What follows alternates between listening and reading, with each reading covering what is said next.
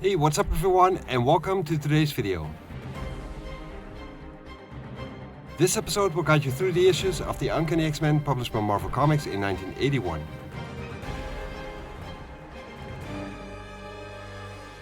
Issue number 141.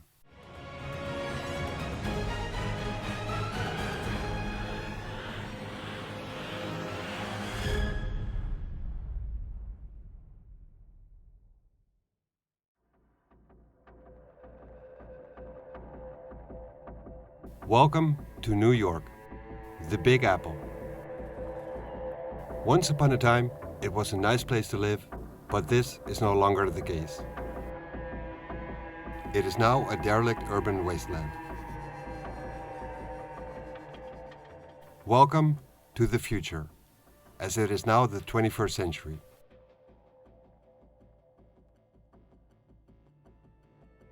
The woman making her way through this mess is Kate Pride. When she was a child, this was one of the nicest neighborhoods of the city. But nowadays, it is dangerous here.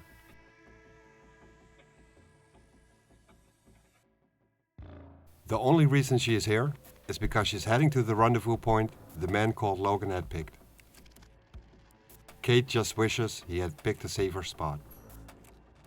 Then again, there isn't really any safe spot to pick in Manhattan anymore.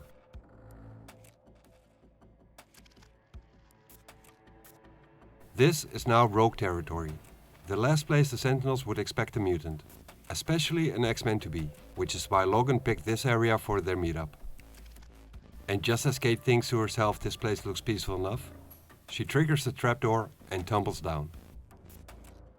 This cannot be happening now, she thinks, not when they were this close to pulling it off, and not with so much depending on them.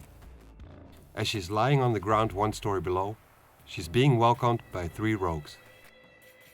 She tries to scare them away by saying they had better let her go because she's on official Sentinel business, but they don't care. They hate those robots almost as much as they hate the muties. She can beg and scream all she wants because no one will come to help her, if they would even hear her. These rogues will make sure that this mutie will have a slow and painful death. But Kate is no slouch. As the leader of these rogues makes his way towards her, Kate kicks him in the stomach. She has to rely on her fighting skills now, because since she's being forced to wear this inhibitor collar, she can't use her powers to phase through solid objects anymore. She is now just like any ordinary woman. The leader of the rogues is telling the other rogues to come help him, but as he looks behind him, he sees they have been taken out already in the meantime. Wolverine has entered the scene. He tells the rogue to let Kate go, just like she had asked. But Big Alex ain't taking orders from anyone on his turf. And Wolverine takes care of him real fast, without using his claws like he would have done in the old days. There's no use of triggering the Sentinels and making them aware of Wolverine's presence in the city. That would certainly jeopardize the mission. He checks up on Kate, who is fine but would like to not be in situations this close to biting the bullet. Kate asks him how things are in the Resistance, and Wolverine informs her about an upcoming full-scale nuclear strike once the Sentinels move out of North America. There is a power struggle going on, and the powers that be are playing for keeps. It will be up to the X-Men to make sure this attack will not be necessary. Wolverine then grabs some device out of the pocket of his jacket, and it's the last component of a thing they refer to as the jammer. Just like the components before this one, Kate should not have any trouble smuggling it into the camp, because it's invisible to the Sentinel scanners. Easy for Wolverine to say though, since he is not the one doing the smuggling. They say their goodbyes, and Logan tells Kate that Phase 2 starts at midnight, when he will bust them out. Kate lets him know that they will be waiting and thanks him for his efforts.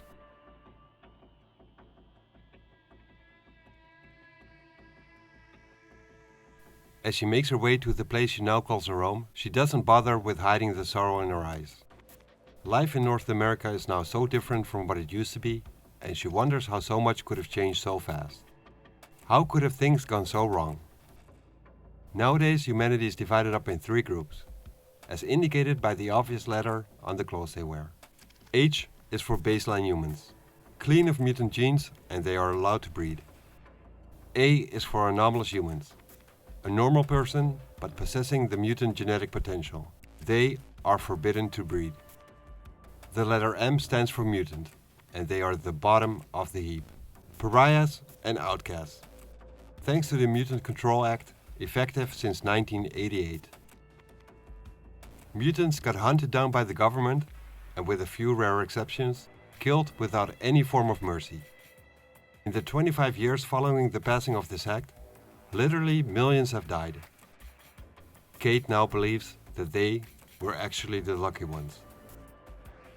As she has made her way to the gate of the South Bronx Mutant Internment Center, she has to report to one of the sentinels standing guard. It doesn't address her by her name, but by the derogatory designation of Mutant 187. It tells her to explain herself, because she's late and behind schedule. Kate tells it that she was being attacked by rogues, but she managed to escape, and that is what caused the delay. The sentinel scans indicate that she's not lying, and she's allowed to pass. She then gets examined in an exhaustive and intentionally humiliating way, for security reasons, making sure that she's not carrying any contraband. Kate is now allowed to re-enter the camp that has been her home since the turn of the century. As always, the first thing she sees is the cemetery, and there always happens to be a new, fresh grave. She knew some of the people lying here. Most of them she didn't, but they are all regarded as family, and they all fell victim to the Sentinels. In her mind, Kate asks them for forgiveness, because the ones who now remain cannot avenge them. There is no real point in vengeance against an unfeeling machine, she thinks, as she passes the graves. But what they can do is to try and ensure that this nightmare never happens, that this nightmare will never even begin. Out of all the X-Men who ever were, only 4 remain. Logan, Kate, Aurora, and Piotr. They, along with Franklin Richards, the last survivor of the fabled Fantastic Four, and his lady Rachel, who is a telepath and telekinetic, are the core cadre of the anti-Sentinel resistance. Kate greets the others and explains why she's late. She tells them that Logan will strike at midnight. Phase 1 must be completed by then, she says. Piotr mentions how normal they make it all sound. Yet, what they plan on pulling off is so fantastic that he still cannot believe it's possible. He then gets told by a man approaching them in a wheelchair that is strange talk, coming from someone who has seen and done what he has. Piotr tells this old friend of his that he has always been a simple man, more of a farmer than a superhero, and he simply cannot shake his doubts. The man he's talking to is Magneto, and he tells Piotr that if there had been any other alternative, they would surely have taken it. If they don't act now, however, the world will be at war by tomorrow. And the day after that, the world will be dead. Their actions may not be able to make things better for humanity or mutant kind, but they will certainly not make them any worse either. He then addresses Rachel and tells her that so much depends on her. She tells him that she will not fail. She has been meditating all day long, and once the jammer is operational, they can start anytime. Kate asks what they are waiting for, and Piotr then grabs his wife by her shoulder from behind, and he expresses his words to her. With what they have planned, they are toying with the basic fabric of reality itself. He wonders that if things will change so much, what will happen to their love? Will that cease to exist as well, along with the Sentinels? Kate tells him that's the risk they have to take. What does the love of 2 people matter against the lives of billions, she asks him. Piotr tells her that he is selfish, because it actually does matter to him. Kate says that if their love was meant to be, it will be. Only this time around in a world where their children can grow free and won't have to be afraid. These Sentinels killed her friends and her babies. If changing the past presents the slightest hope of saving them all, she will do so, no matter what the cost.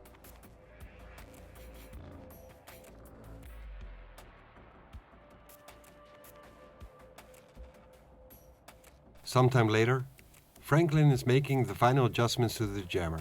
This device should be able to neutralize the power inhibitor collars they are all forced to wear. allowing them to use their powers once again. In this room, within the range of the jammer, and only for as long as the device's power cells are functioning. Magneto says that they will be freed from those collars before the power cells stop working. Rachel then tells Kate to lay back and relax. Kate is now starting to feel butterflies in her stomach, but Rachel tells her to be quiet and to breathe along with her, to let her mind become one with hers, and theirs with all. And before Kate even realizes it, her soul is thrown across the abyss of eternity, and what happens next is anybody's guess.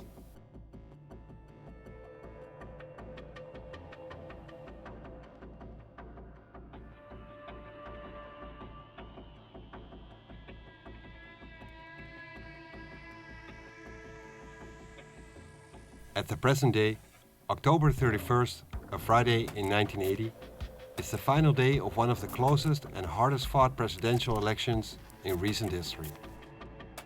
For the Uncanny X-Men, however, it's an ordinary day like any other, beginning with a strenuous combat workout in the Danger Room at the Mansion, which functions as their headquarters. Posing as a school for gifted youngsters, this is where they secretly hone their mutant powers to the best of their abilities, under the tutelage of their mentor, Professor Charles Xavier. The room is called the Danger Room for a reason. It is no place for the uninitiated, such as their newest and youngest member Kitty Pryde, who goes by the codename of Sprite, to just walk in. And Kitty is about to find out just that. She got sent up by Nightcrawler to tell the rest that he got held up in the kitchen.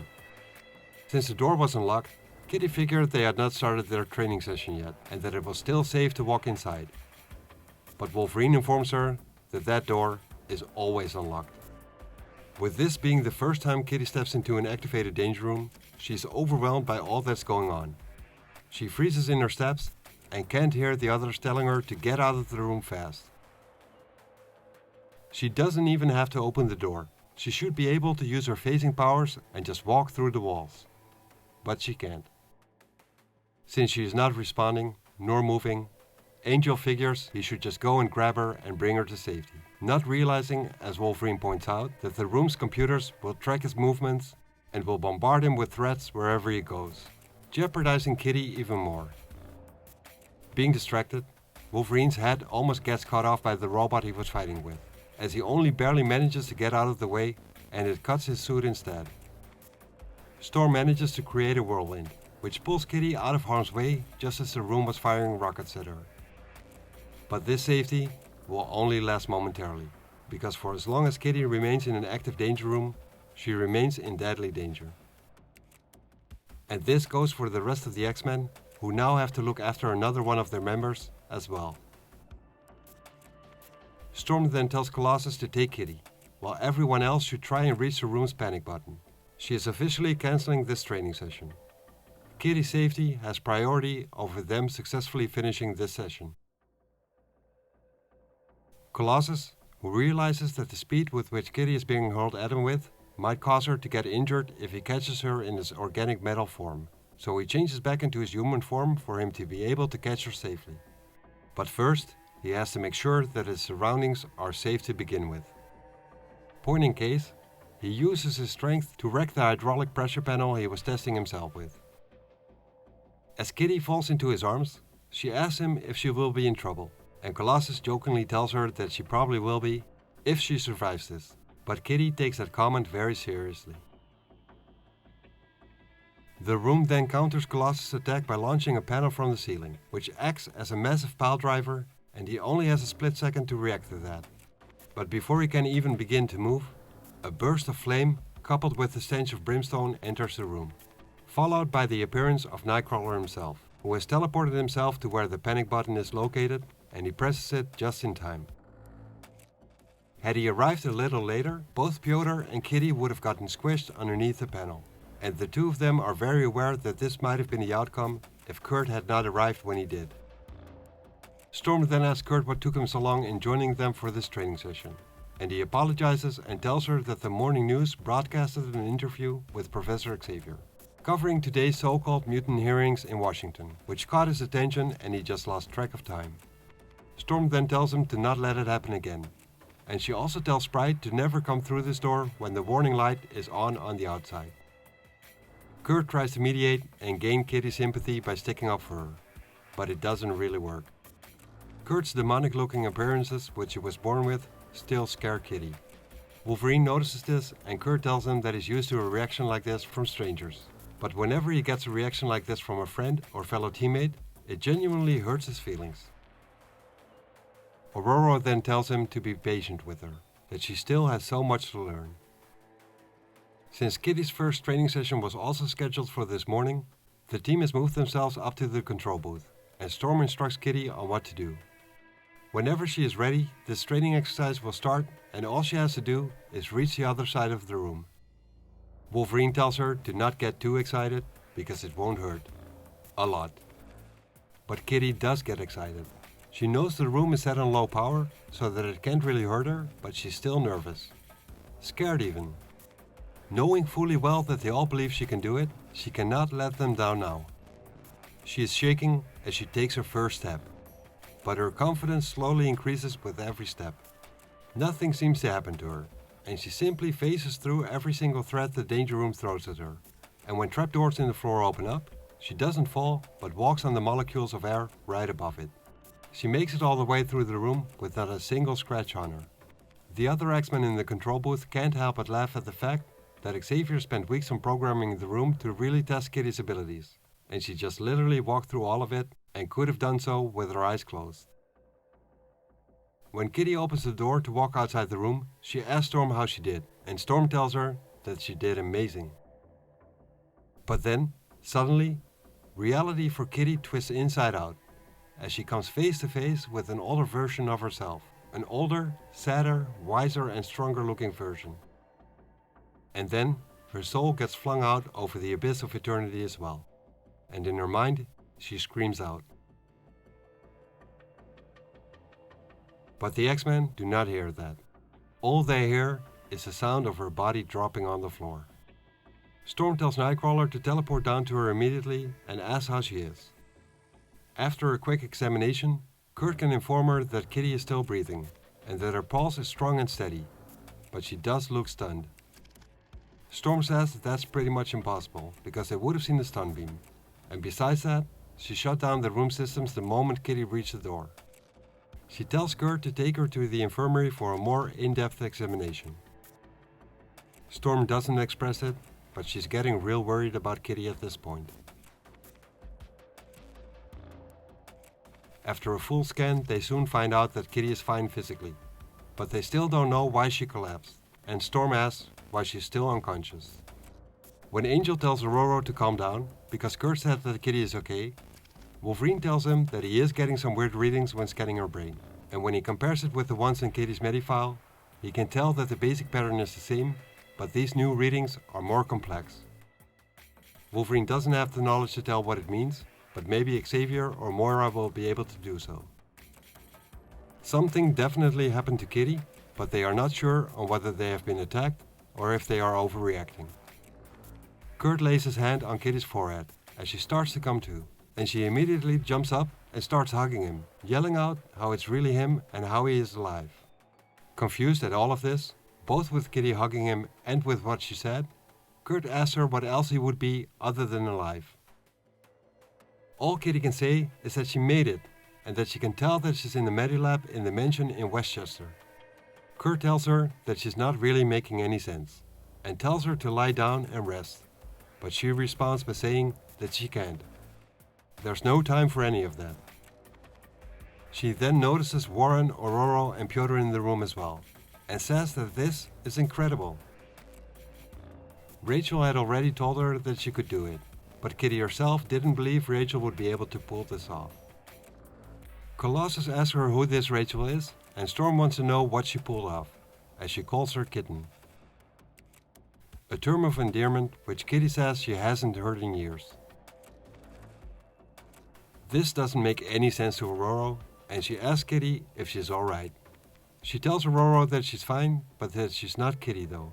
Her name is Kate, and she explains that this body she's in is being inhabited by the persona of the woman she will be in 30 years from now, that she's from the future. Storm is questioning the validity of the statement and says that she thinks that Kitty is just tired and has been overwhelmed by a rough morning and had a hard shock. Kitty then asks Storm if she thinks that she's just concussed and hallucinating then. And she tells her that it's ironic how Storm was the one telling her in the future that the hardest part of this operation would be to convince them of the truth. Kitty then becomes a lot more convincing. She tells everyone that on this day, on Halloween in 1980, the Brotherhood of Evil Mutants will murder presidential candidate Senator Robert Kelly, along with both Professor Xavier and Moira McTaggart. And not only that, but Kelly's assassination will set in motion a sequence of events that will culminate in the destruction of the world some 30 years from now. And Kate is now here to stop that nuclear holocaust from happening. Wolverine can tell by the way Kate talks, moves, and even smells that this woman talking to them is indeed no longer the teen Kitty Pryde. He tells Storm that his instincts tell him that she is indeed telling the truth. Kate then asks Storm if she can really stand idly by while Kelly, Xavier, and Moira get murdered. And Storm says that no, she can't, and they will go to Washington straight away and will bring her along. When there, Xavier can telepathically mind-scan Kitty and determine what's going on exactly.